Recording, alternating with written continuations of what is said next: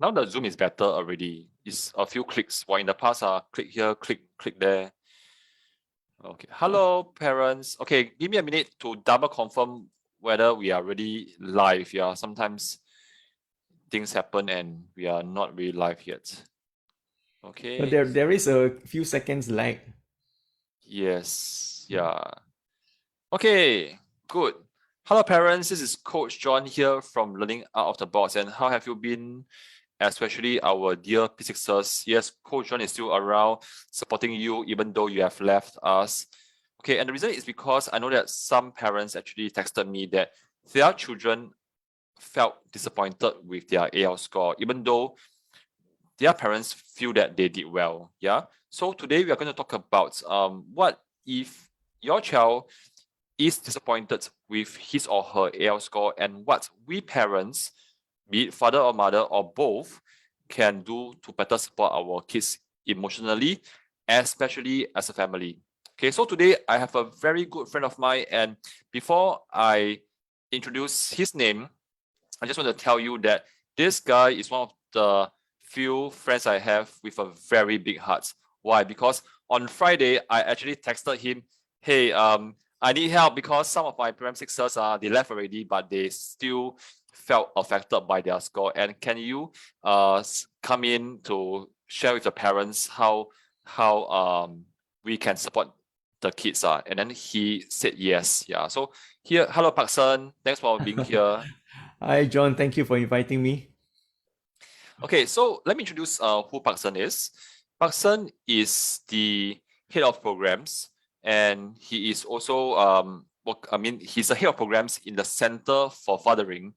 So you can hear from here that he's an expert in this genre, and he is a relationship coach. And I think you do also coach parents in how to support their kids. Am I right to say that? Yes, that's right. Yeah. Any kind of relationship between husband and wife, boyfriend, girlfriend, parent, child, even with grandparents and even at the workplace. Yeah. Any kind of relationship, I will do what I can to help you, connect with the people who are important in your life.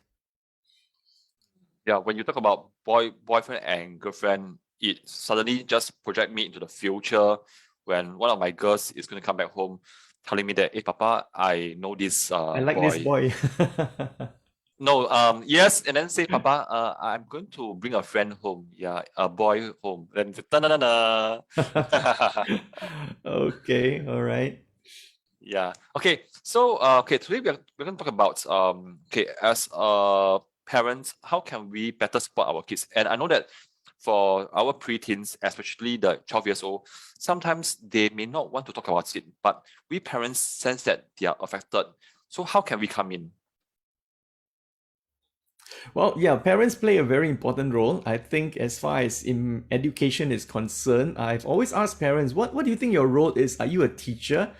And I have three kids, and the oldest is 29, the second is 27, the youngest is still 16-year-old, just finished O levels. So for all of them, I have been kind of a teacher. So none of them have gone through any tuition except the school. Besides school, there's no tuition except the third one. We had to give her some Chinese tuition. So I was basically the tutor. But I've come to also realize that we are not, as parents, we are not meant to be the teachers. Even you ask educators. Educators will tell you, when it comes to teaching a class of 40 kids, it's easier than teaching my own kid. All right. So because we're wearing two hats, right? You're trying to wear the hat of a parent, but at the same time, you're trying to be a teacher. So sometimes you get confused who you really are. And you also need to understand it from the perspective of your child. Your child has spent 6 hours in school with a few teachers. All right. And then I guess most Singaporean kids also have tuition teachers. All right. So in their lives, they have many teachers. What they need is not another teacher. What they need is a parent. So I encourage parents, all right, don't try to be a teacher. Okay. You can guide, you can teach if you know how. But you're more more important role is a cheerleader. So when you sit down next to your child while your child is trying to do a homework or revisions, you're not the tutor, you are the parent, you are the cheerleader. All right. Just observe your child, begin to recognize the patterns, recognize the style of their learning, support them in whatever way you can, be active in their school activities, be present when there's a parent teacher meeting. These are the ways that you show your child you are interested in your child's education. All right. So your child has enough teachers. What they need is a supportive parent. So you said support and cheer. I would say the action will be to cheer our children. So what exactly do you mean? And I know that sometimes when I talk to the parents, say that, hey, I support him or her. I spend money on his tuition. I give him pocket money. I got support him what? Yeah. So Yeah, what are your yeah. takes on that? Well, I use the example of a cheerleader, right? I said you be your child's cheerleader. Cheerleader, what do they do? Besides just encouraging, besides chanting nice sounding logos, slogans, a cheerleader's job is to believe in your child. As a parent, you need to believe in your child. Show your child that you believe in them so that they can believe in themselves. Because they are in a very pressurized environment. I think we all know that. Okay. Singapore's education is pressurizing, this competitive. As much as we try to minimize or mitigate that pressure, they feel it. See, and so sometimes, especially for very young kids, even P6, they are turning into teenagers. So there are things going on in their bodies, in their brains, which can make them more sensitive to all kinds of comparisons, make them feel inferior or become very sensitive emotionally. Okay, so this is a period that we really need to be alert and very careful in how we deal with our children. All right. So a cheerleader is to believe in them so that they can believe in themselves. Because what we want at the end of the day is a confident child, not overconfident, but confident child, all right, who doesn't give up. We will face failures. And I think our children needs to learn that also. And the important thing about failure is that we learn to pick ourselves up, and that's called resilience. Right? Resilience doesn't mean you do not face failures, you do not stumble. Resilience means when you stumble, you're able to get up. But in order to do that, somebody has to believe in them so that they can believe in themselves. So how as a parent can I portray and also get my child to be convinced or feel that I believe in him? Or because belief, I think, is something that we cannot touch or see, or like I pass this or by writing a card with the word belief and passing to our kid is not going to suffice. What can we do? Yes, yeah. Those are very cliche. You're right. Okay.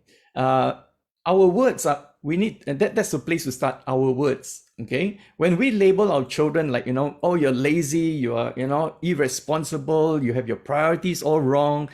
Parents tend to do that. Okay. Because we need to label the problem. We need to diagnose in order to be able to do something about it, right? So we diagnose our children by giving them labels: lazy, irresponsible, lacking discipline. Now, you may be right, but I can tell you most of the time you probably are wrong. Okay. And the other problem with labeling is that sometimes it becomes self-fulfilling prophecies. Right? You call your child a certain thing, and eventually he or she becomes that. So better not to label. All right. And so what we do is we be careful with our words. Okay. And also be careful in how we praise our children. Now, we know we have to praise our children. It's good to praise our children, but there's a good way to praise our children, and there's a better way to praise our children. All right. The good way is, all the things we have always been doing. We say, oh, good job, well done. And then if we are following the Americans, we like to use the words like, you're awesome, you're the greatest, oh, you're the best, you're so smart. what researchers have found, okay, through many studies, is that this is a good way of praising your kid, but there's a better way. Okay, let me just give you one example of a research group of researchers have done. They gave to a group of students a math problem. That's in your area, John. A math problem, okay, not difficult, just average. And all the students were able to solve that problem, that math problem, quite easily. Okay, so after that group of students have solved the problem, they were asked, I'm going to give you another problem, but you have a choice. You have a choice, either a problem of the same difficulty, same level of difficulty as the one you've just done, or a problem that is more difficult. And guess what this group of students chose? More difficult? No. Okay. Equal difficulty, level of difficulty. Okay. Because they were praised. They were praised how? They were praised that, oh, you must be so smart, you're able to solve this so easily. Okay. So now that they are on the winning streak, they've just done one problem, but they feel like they're winners, oh, I'm so smart. Now, there is a risk. If you try a more difficult problem, you might not be able to solve it. Then what? Are you no longer smart? All right. So they rather not take the risk, and so they stick to what they are good at. Now, what researchers call this, or the experts call this, is a fixed mindset. Okay, that, oh, I'm smart, so I want to try to stay at this level, okay, and try not to make any mistakes, because the moment I make a mistake, I'm no longer smart. Okay, now what we want to develop in a child is a growth mindset. And growth mindset, the way you praise a child is by praising the effort. So if your child does well, able to solve a math problem, okay, do you praise the outcome? Oh, you're so smart, you're able to solve this math problem. Or do you praise the effort, that, oh, wow, you are able to solve the problem. You must have, really worked very hard at it. Okay, so you praise the effort, and whatever you praise will likely be repeated. So that's the difference, what the experts have, discovered through these studies, that there's a good way to praise a child, but there's a better way to praise a child by praising the effort, not so much the outcome. So in this context, in what we're discussing today about the PSLE results, so regardless of the results, okay, I'm sure you can find something to praise your child about in terms of the effort they have put in. Could be in terms of time, could be in terms of the energy, could be in terms of just the determination, and the desire to do well, right? So all these are praiseworthy, and sometimes we don't praise those things enough. We focus a lot on the outcomes, the results, you see.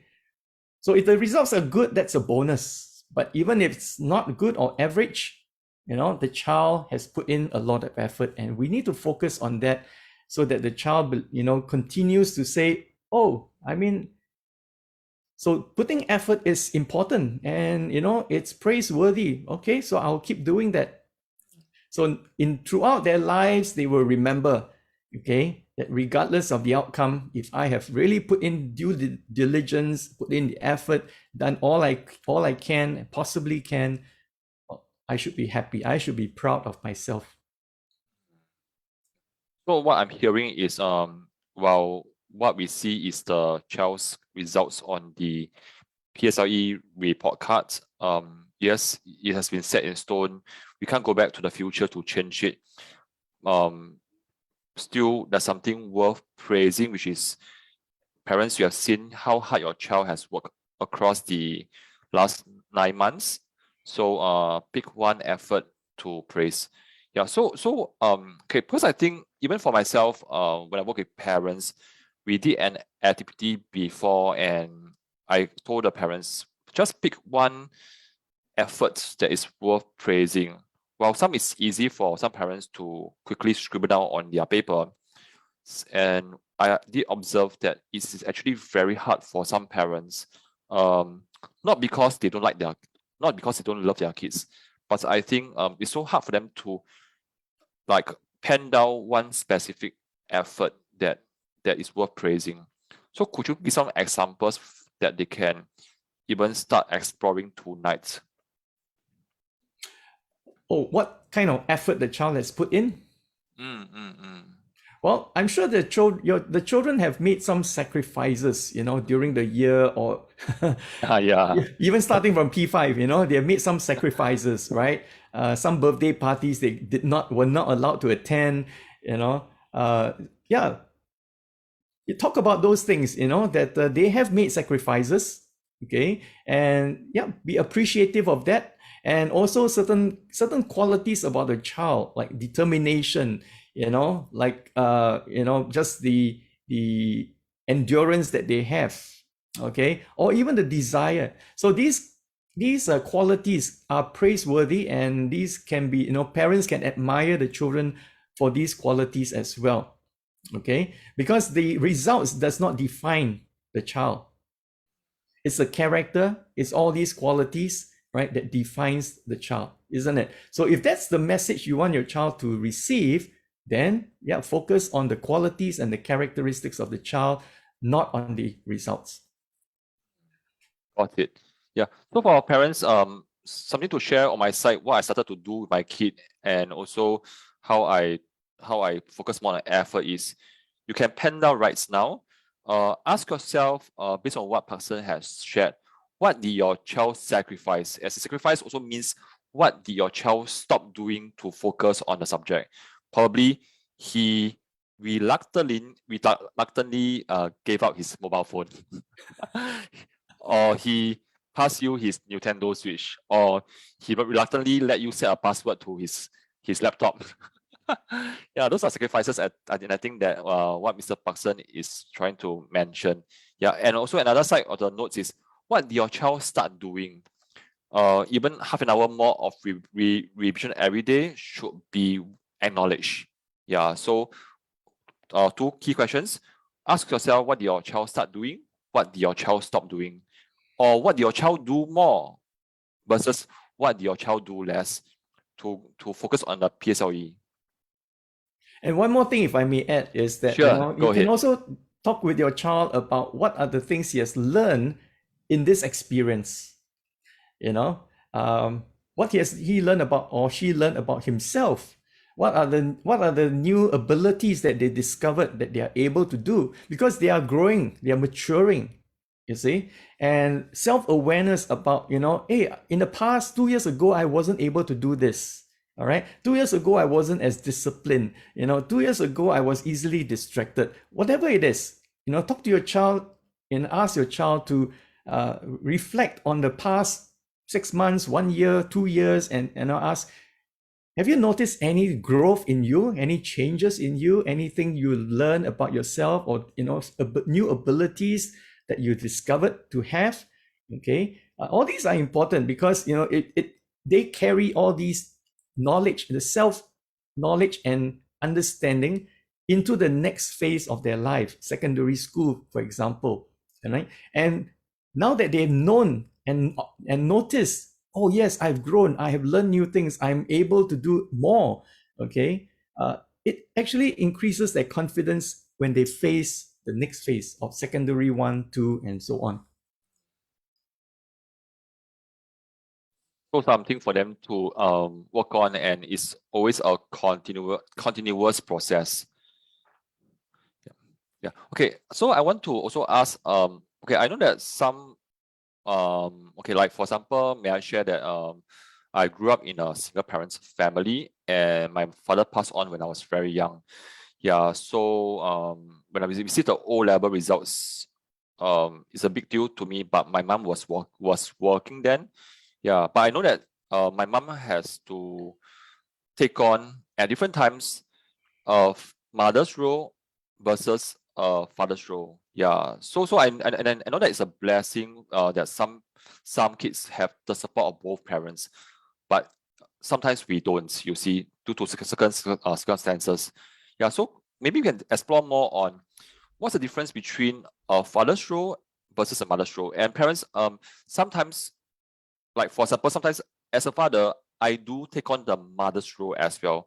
and my wife to take on the father's role. So it's not about being a mom or dad in my experience. It's about what kind of roles do we take up to support our parents. So support our parents, my God, support our kids. Yeah, maybe you can touch on that, the roles part.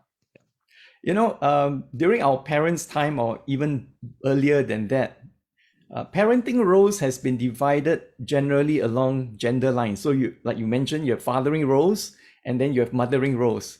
So fathering roles, what do they include? Well, number one, being a provider, being a protector, being a disciplinarian, right? You know, mummies always say, well, in the past, wait till your daddy comes home and you'll be in trouble, right? So the dad is the disciplinarian, okay?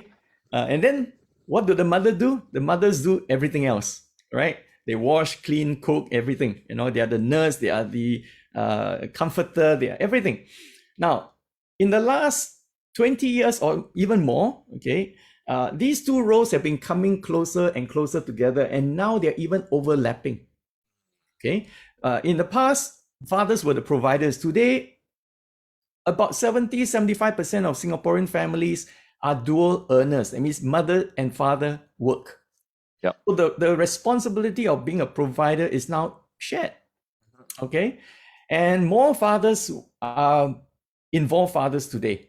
It means they will spend more time with their kids. You know, they don't want to be like their own fathers who have been, you know, very distant and absent. They want to be more involved. So that's great news. So that's why these two roles are coming together and overlapping. Okay. Now, does it mean that they're interchangeable? Does it mean that one of them becomes redundant? No. The reason is, even though fathers and mothers might do the same task, for example, fathers and mothers read to their children, but they read differently. Okay? Mothers and fathers talk with their children, but they talk differently.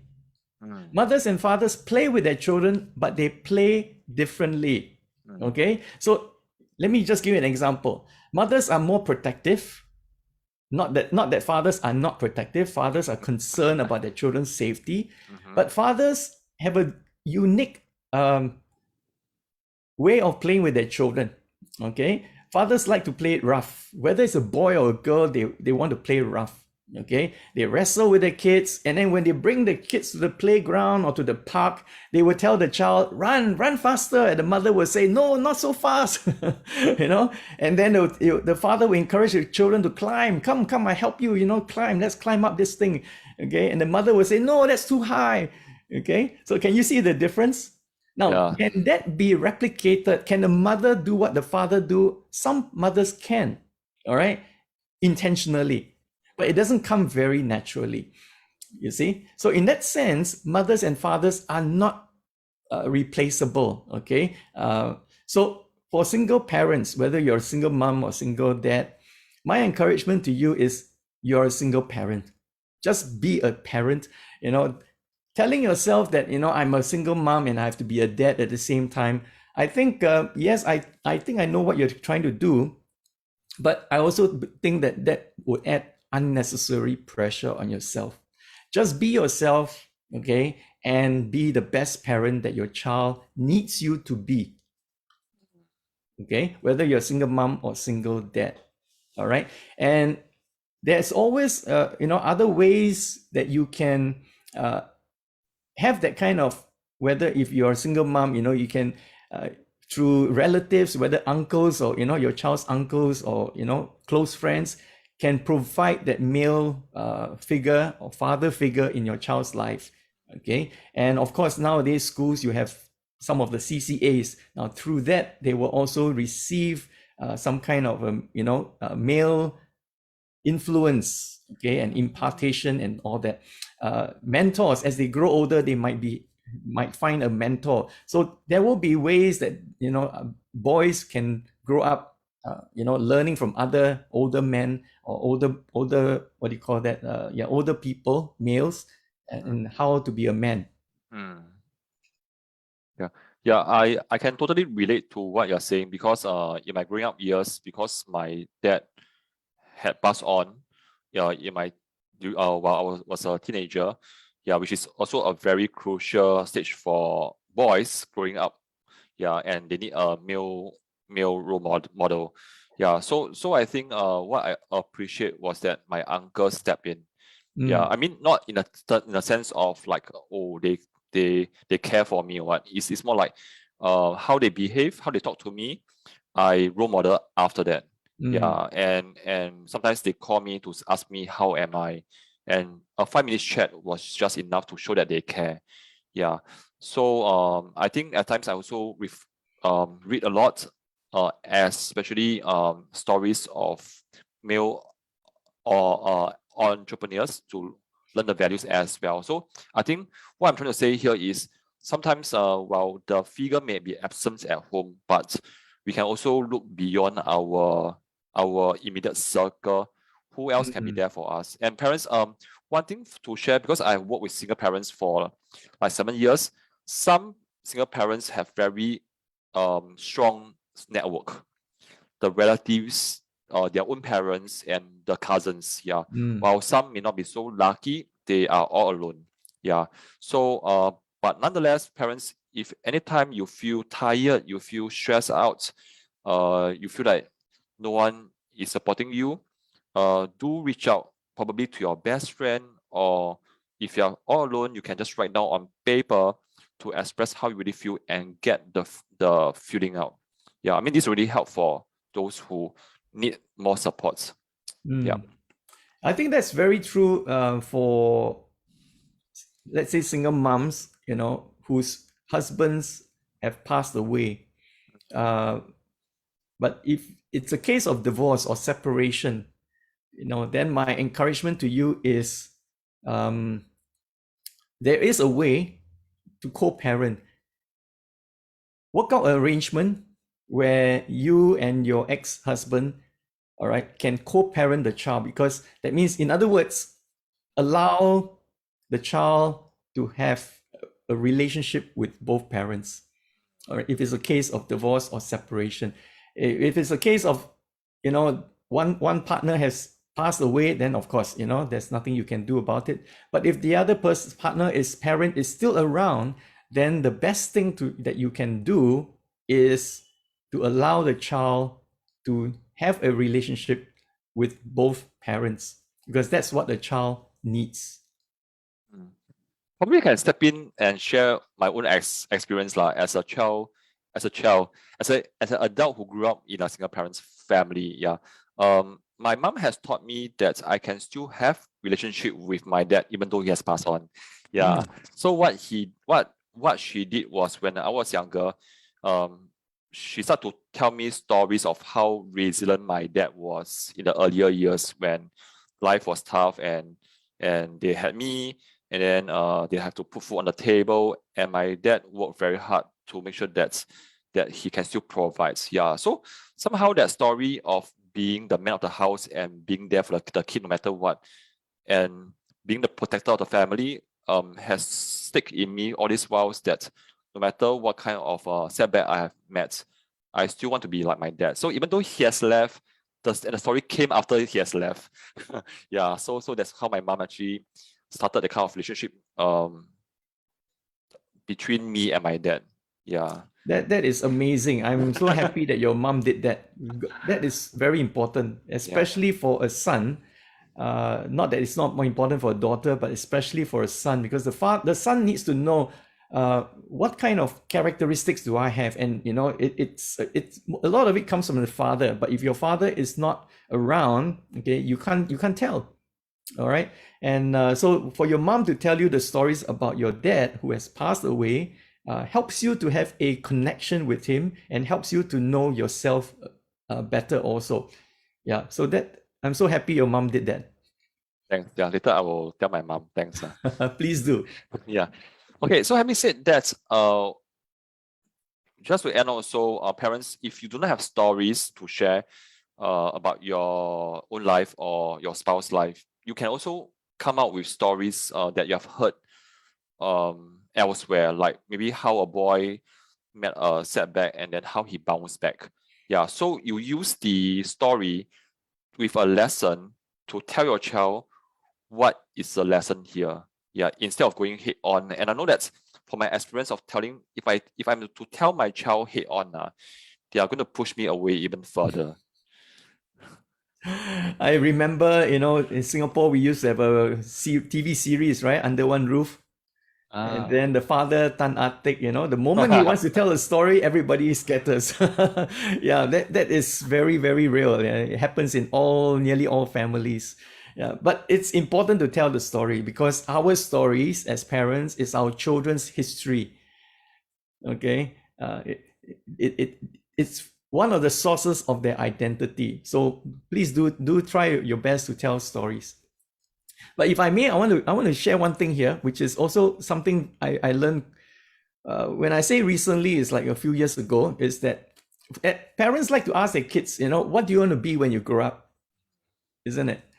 Okay. Now that's a good question, but I want to suggest to you a better question. Today is all about good and better, right? Okay. So that's a good question, but there's a better question, and that better question is, what problems do you want to solve when you grow up? Okay. Now, what's wrong with the first question? What do you want to be when you grow up? And that is about your career, about your profession. Okay, I want to be a teacher. I want to be an engineer. I want to be a lawyer. Okay. So let's say the child grows up and eventually becomes one of these. Fine. So he has achieved his dream job. Okay. But you know how many people, when they come to a certain age, let's say in their 50s or maybe even late 40s, they hit something called midlife crisis, right? Midlife crisis is a time when they ask themselves very deep questions. What does all this mean? Okay, I have achieved success, but where's the meaning? Where's the significance? What's the impact I'm having on people's lives? Okay, so they ask very, very deep questions like this, and many of them go off and kind of reinvent themselves, go in search of their another identity or something like that. Okay, and so what they find is that there's lack of meaning. Okay, what does all this do? Okay, I benefited, I've become successful, I become maybe rich or something, but is that all to life? Is that all that life is about? Okay, now if you want to avoid that, if you want your child to avoid that, and so the better question to ask is, what problem do you want to solve? Okay, and let's take a problem of poverty. You want to eliminate poverty, and that's one of the United Nations goals, right? To eliminate poverty. How many ways are there to do it? Many ways. There are many ways, many roles a person can play, right? So yes, choices. Rather than choosing one career, you're stuck with that career. Okay, and in today's landscape, people don't stick with one career anymore. They keep switching.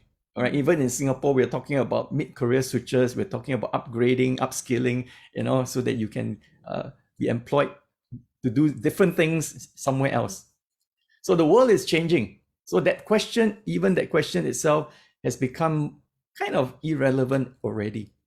So we need to replace it with a new question, and that is, what problem do you want to solve? Okay. And that problem will give the child a purpose in life. Okay. And also options in how he or she can be a part of the solution to that problem. And when you answer that question, it also helps to answer the question, what do I need to learn in order to be able to do that? Otherwise, it's all a life of just pursuing one paper after another, one degree and one master's and one PhD, another degree, you see. And where does it lead to? I don't know. All I know is the more papers you have, maybe you will get a better paying job lah. So it sounds like, to me, it's like to be part of something that's bigger than Yes, who we are. that's right. Yeah. So to add on, I think as parents, we can definitely initiate it. Sometimes we may face pushback from our children, but I think you can also choose something that is meaningful for you, and you can invite your child to come in. And I think all children, they role model of after their parents. Yeah. So sometimes they just come in, though they may not say yes, or they push you away at first, but when they see you doing that, they will slowly come and join you. I mean, this is what I realized when I was parenting my 3 girls. It's always saying no first, and then later they'll come in. Very strange. Yep, you're right. So as parents, we need to ask ourselves the same question also, right? So I'm an accountant, I'm a lawyer, but what does this all mean? All right, how does it benefit society? How does it benefit anything? So we need to answer those questions, well, to some extent ourselves, and then we can guide our children in that direction. If our children only sees when our children sees us, and all they see is we are working hard every day, but we come home, we are frustrated, we are not happy, and we have so much things to grumble about, and they begin to wonder, is that what adult life is about? Is that what it means to have a career? I really don't look forward to it. Okay. So we need what we are doing, what we are showing every day. Okay, our kids pick it up and they ask themselves, do I want that? Okay, so yeah, let's think about ourselves first and ask ourselves these questions, and then when we are one or two steps ahead of our children, that's how we can lead them in that direction as well. Parents, there's no better time to start today. So Parksen, out of so many things that you have shared, and I think that for parents it's easier to share with them, like maybe we can go up to 3 actionable steps, like exactly what can they do starting tonight. Okay, for example, let's have the context. The child is still feeling down after he or she had received the PSLE results on last Wednesday or Thursday? I can't remember. Yeah, but nonetheless, still feeling sad and down. So as parents, what can we do today to start to make the shift? Well, number one, like I said, praise the effort. All right. So as a parent, you can think back about what are the things your child probably have done as your child prepared for the exam. Okay. And yeah, be appreciative, praise your child for it, and say, I really, really appreciate that you have put in so much effort, the sacrifices and all that. Second thing is, as I mentioned, facilitate and have a conversation with your child to reflect on, what your child has noticed about himself or herself in terms of the changes, the growth, the things that he or she has learned, the new abilities and skills that they have acquired. All right. So that's another conversation to have. Okay. And thirdly, to just look forward. Okay. The past is, we cannot forget the past. We cannot erase the past. We cannot change the past, but we can definitely learn from it. Okay. So we have learned from it. We have, asked ourselves how that experience has changed us and, made us a different person or things like that.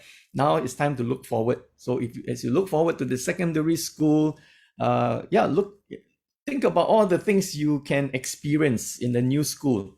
Of course, you have not chosen the school yet, but I'm sure you have something in mind, right? Okay, the new friends you will make, all right, the new things you will learn, and that's the mindset that I think every child needs to have as they, prepare to step into the a new phase of life. In fact, okay, rather than getting stuck in the past, all right, right now in today and saying, oh, I've not done well, okay. That's not going to build your confidence. That's not going to help you to be optimistic and positive about the future. Okay, so talk about the past, praise your child, appreciate the effort, and then reflect on how this experience, this period has changed him, how he has changed and grown, and then you look forward to the future. Okay. And there's some parents who may want to read more. I myself always turn to books because I love to read, and whenever I have a problem, I will turn to my books as a safe haven. Yeah. So I remember that you have a book as well, and I think for parents who love to read and they want to figure out and learn by themselves, can you tell us more about your Modern Dad book and what does it contain? Okay. And give me a minute. Let me share screen. Uh-huh. Ayo. Okay. Okay, here goes. Yeah, tell us more about this modern dad. Modern day dad. Yeah. The title I wanted it to have, okay, when I wrote this about 2 years ago, why did I write this book in the first place is because when I first became a father 27 years ago, there was no Google, no internet. Okay, so you cannot just Google, "Oh, how do I do this?" There are no workshops on, except prenatal and antenatal conducted by the hospitals. And there were hardly any books on fathering or parenting, okay, except maybe, how to take care of your infant and things like that. So basically, I was flying blind, everything I did was by trial and error. So now, after so many years, and especially now that I'm in Center for Fathering, I've learned so much, and so I decided, for the sake of the new fathers and future fathers, I want to share what the things I've learned. And most of the things in the book are research-based, okay? So yes, I also share my own experiences to back it up, to show you how I've tried to put many of the things I've learned into practice. So the original title I wanted it to be was Effective Fathering Tips I Wish I Knew. Okay, but the publisher said, "Oh, that's a bit too long," so they changed it. All right, okay. But even though it's entitled The Modern Day Dad, I want to say to moms, okay, it's all about parenting. Remember I said the two roles, fathering and mothering, are coming together and overlapping. So yes, it's applicable to both mothers and fathers, so you can read it also. Yeah. So even though it says that, mom can also pick it up. Yes. Awesome. Yes, and as I was clicking around, I happened to chance upon sample, and then when I click on it, there's a sample. There are sample pages. Yeah. So parents, if you want to have a sense, like it's like when you go to the bookshop, you saw a book that's interesting, and you saw that it is titled Modern Day Dad, and then you want to flip through. So you can go to graceworks.com.sg. Okay, I will put the link in the main post, and then you can go and click on it, and then you can flip through and then see whether this one is something that you like.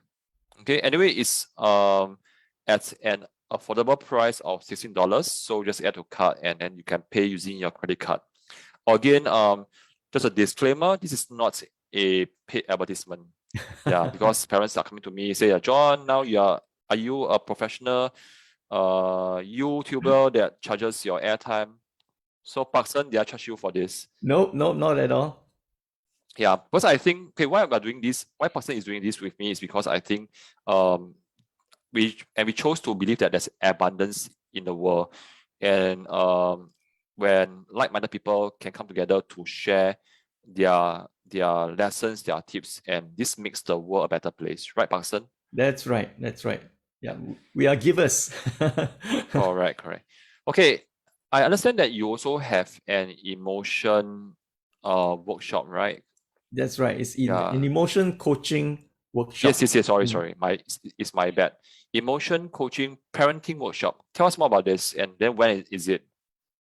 Okay, emotion coaching. Okay, as the title suggests, it's about how you be a coach to your children in the area of your child's emotions. Now, this is based on a book entitled Raising an Emotionally Intelligent Child. About 20 years ago, I saw the book in a bookshop. Okay, but I did not buy it. I did not read it. Then about 7 years ago, I bought it, I read it, and I kicked myself. I said, if I read it 20 years ago, I could have avoided so many mistakes. All right. So that's why when I joined Center for Fathering, I said I must conduct this as a workshop. Okay, because I guess nearly all Singaporean parents need this.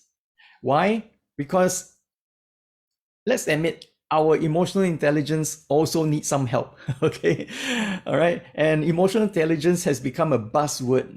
Everybody is so interested in it. How do I increase it? How do I?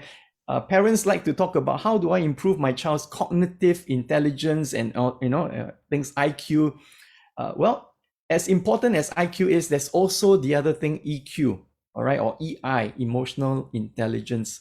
And this is something that we don't do enough of, and I guess a lot of parents also may not know what to do in those areas. So this workshop will come in very useful, all right, to share with you the 5 simple steps of how to become an emotion coach to your children so that your child's emotional intelligence will increase. All right. And with all these skills and the approaches that we're going to share with you, you will be able to de-escalate conflicts and have a better relationship with your child.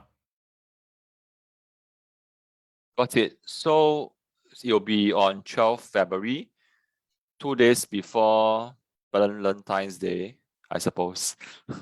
Yes, there's one run in coming up actually this Saturday. So Okay. I've kept the registration open until Wednesday. All right, but very limited spaces left. So if you hurry, you can book it for this Saturday. It's just a 3-hour workshop. If you miss this one, never mind. Okay, the next one will be in February, and I think it will be about at least one time a quarter. So there'll be sufficient runs. Don't worry. Sure. And they can still WhatsApp to this number 67691238. That's right. Yeah, it'll come to me. Oh, this is a, sorry, just to check, this is a landline, is it? This is a landline, but it's connected to WhatsApp Business. So WhatsApp Business, you can assign it to a landline actually. Oh, got such thing. Oh my Yes. gosh, I'm so outdated. We learn something every day. Okay, great. Okay, just to add on, okay, what I totally relate to what Parcsen has said, and this is my personal belief.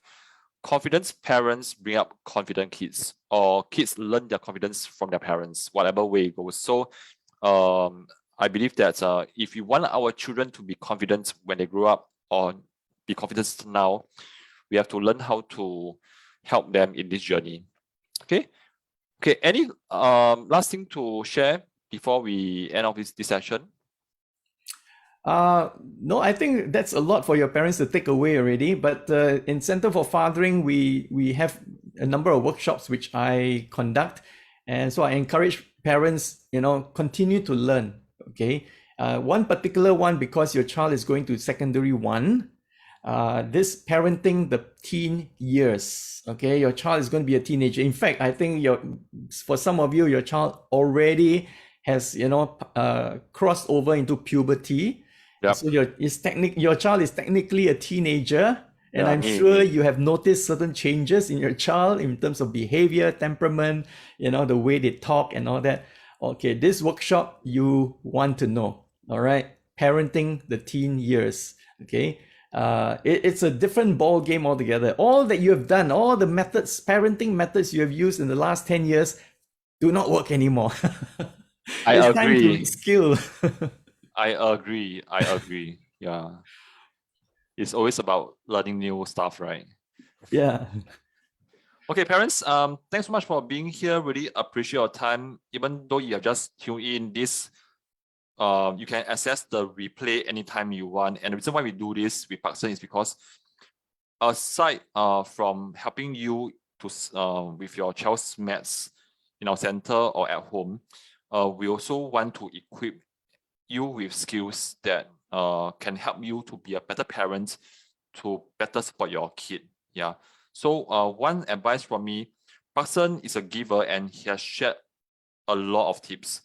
My advice to you is try one a week, or maybe one tip every few days. Because if you attempt to try all a day, it will drive you and your child crazy. Yeah, because it will just stir the whole dynamic at home, and it's going to be very tough for you and your child. So try one, go do, okay? One next week, then another one the day like the following week. Yeah, so go slowly, okay? Okay, Parcsen, thanks so much for being here, and I really appreciate that. Don't go off first. We'll just do a wrap up after the session, and then I will see you. Okay, parents, I will see you around, and take care and have a good holiday. Bye, parents. All the best. All the best for your school as well as for your family. Yeah. Okay. Stop.